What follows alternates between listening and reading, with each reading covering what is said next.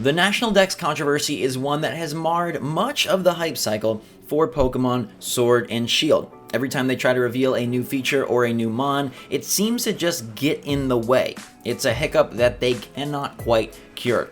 So finally today, producer Junichi Masuda is talking about the issue. He's talking about the National Dex problem, he's talking about the Galar Pokedex, and he's talking about why they did it. And honestly, I really like what he has to say, and if it's the truth, which we assume it is, it makes sense and it might help to ease some of the concerns and some of the frustration. What's going on, everybody? It's Zach from Switchforce. It is pouring rain outside, so if you hear that, no, that is not the tears of those who wish for a National Dex to be all-encompassing. It's just Florida rain. Alright, so Masuda says, up until now, we've been proud we've been able to include so many Pokemon in the games. But as a result of that, there's actually been quite a few features or gameplay ideas that we've had to abandon in the past, which I think is a very, very interesting quote. So he's saying that by trying to jam all the Pokemon in, they've actually had to be a little bit restrictive on what they included gameplay-wise. They've had to be more conservative. And if Gen 8 and Pokemon Sword and Shield are to be this evolutionary step, then maybe this was part of what's necessary. Now, you can argue as much as you want about no, they could have done both, no, they should have been able to do it all, but here it is coming straight from the source telling you that the inclusion of all these Pokemon and the just insane number of them did limit gameplay innovations and decisions. So he says, going forward, thinking about the future of Pokemon, we want to prioritize all those new gameplay ideas, new ways to enjoy the game, and want to challenge ourselves at Game Freak to create new ways to enjoy the game. That's really what drove the decision for this new direction. Now, if you're worried that all of this has been in service of the wild area and Gigantamaxing, and that doesn't seem like enough of an addition, Masuda says we have a lot of awesome new challenges that we haven't even revealed in Sword and Shield. We want to continue to come up with these new features, so we figured this was the best path forward for the franchise. And I hope that's very true, and I hope there's a lot still hidden beneath the surface that we don't know about the games. I mean, the inclusion of raids, the inclusion of cooking, it's all pretty exciting and a pretty big departure from what we know Pokemon to be. I mean, if you think about the incremental improvements they made along the way, we're seeing some pretty sweeping changes from Game Freak and the Pokemon Company in terms of their standards in Gen 8 and Sword and Shield. And Masuda talks about how it was a very long deliberation process in terms of which Pokemon would and wouldn't make the cut, would not make the trip to Galar. He said a wide variety of discussions happen. It's not just one kind of a criteria for deciding which Pokemon are going to appear in the games, but a lot of different reasons, a lot of different directions, a lot of debate over which ones would be the best in the game. And I really like the next part.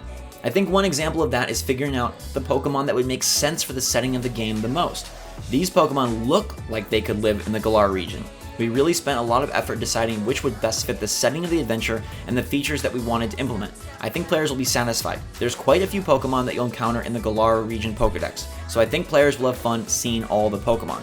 I like that they tried to find ones that fit the aesthetic, that fit the region, that made the most sense. So you know it's not just a popularity contest, not just like, oh crap, they don't like ones that fans love or anything like that. It's much more about what makes sense for gameplay, what makes sense for the region, what makes sense for the ideas they've had, the challenges, the new features, what makes sense for Galar. And I think that's the smartest way to do it.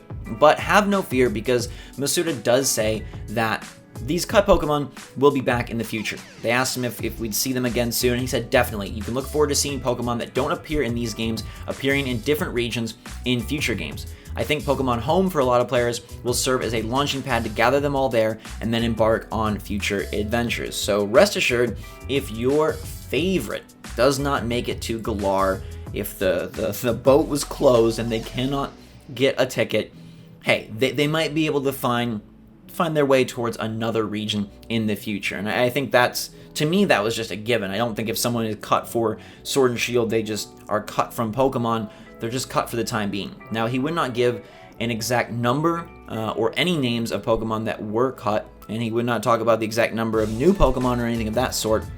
But it does sound like they're doing their best to really try and balance the amount and then what that does to gameplay. And I think this is just kind of an interesting new take on the whole debacle that maybe the massive scope really was limiting gameplay. And I know between this controversy and the animation controversy, everyone just assumes that they're lazy or not doing their best or don't care. But I think it's actually the opposite. I think they do care. I think they're working extremely hard, and I think they're trying to make the best possible Pokemon games they can for its true coming out party on Switch. If we consider Let's Go, Pikachu, and Eevee stopgaps, while Gen 8 and Galar are the real step forward, the real evolution, and they want to do it right, and they want to do it big.